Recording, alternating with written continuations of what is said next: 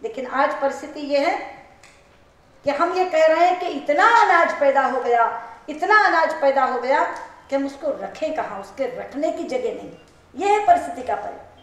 एक समय हम शॉर्टेज इकोनॉमी से डील कर रहे थे, कमी की अर्थव्यवस्था। आज हम सरप्लस इकोनॉमी से डील कर रहे हैं, बहुतायत की अर्थव्यवस्था। लेकिन जैसे मैंने कहा कि सबसे कमजोर मन का भंडारण का है।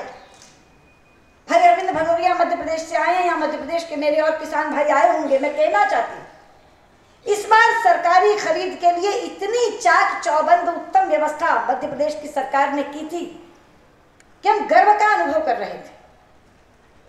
वहां एक गांव है जो शुद्ध हरियाणा के लोगों का है, केवला झील, मेरी ही कॉन्स्टिट्यूंसी में पड़ता है।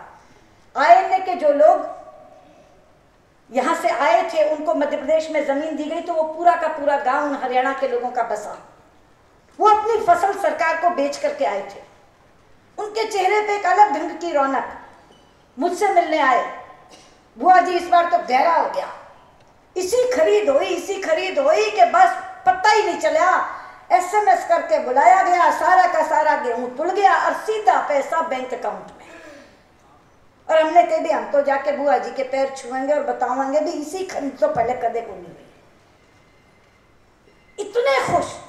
और उसके 24 घंटे के बाद मुझे खबर आती है कि पूरी की पूरी व्यवस्था चौपट हो गई। क्यों? क्योंकि बोरियां नहीं थी। जो कुछ हमारे हाथ में था वो हमने किया।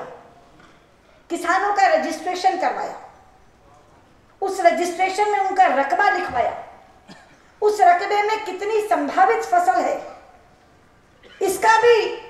इसको दर्ज कराया। जैसे आपने कहा कि आपके 18 क्विंटल एक जगह हुई, हमारे अलग अलग जिलों में कि 1 हेक्टेयर में कहीं 40 क्विंटल है, 1 हेक्टेयर में कहीं 37 क्विंटल है, 1 हेक्टेयर में कहीं 30 क्विंटल है। वो अलग अलग रकबा दर्ज कराया और उनको कहा कि तारीख पर तुमको एसएमएस करके बुलाएंगे, गेहूं लेकर आ जाना, तोल कर चले जाना और पैसा तुम्हारे बैंक अकाउंट में चला जाएगा। 20 दिन खरीद अच्छी चलती रही। 1,60,000 टन की खरीद हम प्रतिदिन करते थे, प्रतिदिन। और एक बार भी किसी तरह की कोई परेशानी नहीं आई, खुश खुश किसान वापस जाता रहा। लेकिन एक दिन अचानक पता चला बोरियां समाप्त हो गई। बोरियां मध्य प्रदेश सरकार स्वयं नहीं ले सकती थी। केंद्र सरकार को हमने 2,69,000 गठानों का 478 करोड़ रुपया अग्रिम जमा करा रखा था और केंद्र सरकार हमको बोरियां नहीं दे पाई। एसएमएस चले गए, किसान मंडी में आ गया, गेहूं पड़ा है, तुल नहीं पा रहा क्योंकि बारदाना नहीं है, बोरियां नहीं। तभी द्रवित होकर, उद्वेलित होकर, हाथ जोड़कर मैंने देश के वित्त मंत्री से कहा मुझे कुछ नहीं चाहिए आपसे, केवल बोरियां दे दो। मेरा किसान मर रहा है, रात को पहरा दे रहा है। एक के बाद एक किसान आता चला गया, गेहूं मंडी में पड़ा रहा, पहरेदारी करने के लिए रात को सोता था वहां, और ऊपर से राम बरस गया। 2 दिन 10-10 मिनट पानी गिरा, एक दिन ओले भी गिरे। उस दिन तो वो उद्वेलित होकर आंदोलित हो गया। हालत ये हुई कि इतनी बुरी घटना जो हमारे लिए कलंक बन गई, वो हुई कि एक किसान की हत्या भी हो गई, गोली चलानी पड़ी। तो जो बात मैं आपसे कह रही थी कि माला का अगर एक मन का कमजोर होगा तो पूरी व्यवस्था चौपट हो जाएगी, पूरी माला बिखर जाएगी। हम सब चीजों की चिंता कर सकते थे, हमें नहीं मालूम था कि केंद्र सरकार एक दिन हमें बोरियां नहीं देगी और हमारी व्यवस्था खत्म हो जाएगी। भंडारण का पहला बिंदु है बोरियां, क्योंकि वो उगाएगा, उगाकर फसल कटवाएगा, यहां तक किसान के हाथ में है। लेकिन जब वो सरकारी खरीद के लिए आता है तो तोलने के लिए बोरियां चाहिए, बारदाना चाहिए। और वो बारदाना अगर सरकार उपलब्ध नहीं करा सकती तो वहीं पर वो भंडारण की माला टूट जाती है। इसीलिए मैंने कहा कि एक एक चीज को हमें जोड़ना होगा। आज भी 61,000 गठाने हमारी अभी बाकी हैं। बाकी तो 1,11,000 है, लेकिन हमने कहा हमें 61,000 गठाने भी 20 मई तक दे दो तो कम से कम हम अपना गेहूं तुलवा लेंगे, 20 मई तक तुलवा लेंगे। मुख्यमंत्री ने निकल कर कहा कि एक एक दाना तुलेगा। हमने 20 मई की तारीख को बढ़ाकर 31 मई किया, 11 दिन और आगे बढ़ाए, किसी तरह किसान शांत हो। लेकिन ये सरकार हमको बोरियां नहीं दे पा रही। हम प्लास्टिक की बोरियां नहीं चाहते, लोग कहते हैं कि साजिश है, जूट की जगह प्लास्टिक की बोरियां चाहते हो। हमें मालूम है प्लास्टिक की बोरियां हमारा हमवाल उठाना नहीं चाहता। वो हुक जब डालता है उसमें बोरी उठाने के लिए, बोरी फट जाती है, पूरा का पूरा गेहूं बिखर जाता है। जब वो लदान लगाता है प्लास्टिक की बोरियों की, प्लास्टिक की बोरी फिसल जाती है, और जब बोरी नीचे गिरती है फिर गेहूं बिखर जाता है। ये तो मजबूरी है कि जब कुछ भी नहीं है तोलने के लिए तो चलो 1000, 2000, 3000 गठाने हम प्लास्टिक के लगा लें, लेकिन हम जूट की बोरी चाहते हैं, हम पटसन की बोरी चाहते हैं, क्योंकि उसके साथ भी कोई किसान जुड़ा है पश्चिम बंगाल का। अगर जूट की बोरी नहीं आएगी तो वो किसान मरेगा, वहां का जूट का उद्योग मरेगा। ये सारी चीजें एक श्रृंखला में बंधी हैं। हम ये नहीं चाहते कि गेहूं के किसान को बचाने के लिए हम जूट के किसान को मार दें, इसलिए हम चाहते हैं कि जूट की खेती हो, जूट की बोरी बने, जूट की बोरी हमें मिले और उसी के अंदर हमारा गेहूं तुल करके गोदामों में रखा जाए। तो खरीद की पहली चीज है बोरी। अगर बोरी उपलब्ध हो जाती है तो उसके बाद आवश्यकता है गोदाम की। गोदाम नहीं, आपको मालूम है मित्रों, 58,000 करोड़ का अनाज हर साल सड़ जाता है। कितने परिश्रम से आप उगाते हैं, कितनी मेहनत करते हैं, सर्दी के समय ठिठुरती रात में पानी लगाते हैं, गर्मी में झुलसती गर्मी में जाकर के खेत को देखने जाते हैं, लेकिन इतनी परिश्रम और मेहनत से उगाया हुआ वो अनाज भूखे पेट में दाना बनकर नहीं जाता। 58,000 करोड़ का अनाज प्रतिवर्ष सड़ जाता है। और इस बार का आंकड़ा है कि 80 से 85,000 करोड़ का अनाज सड़ने वाला है।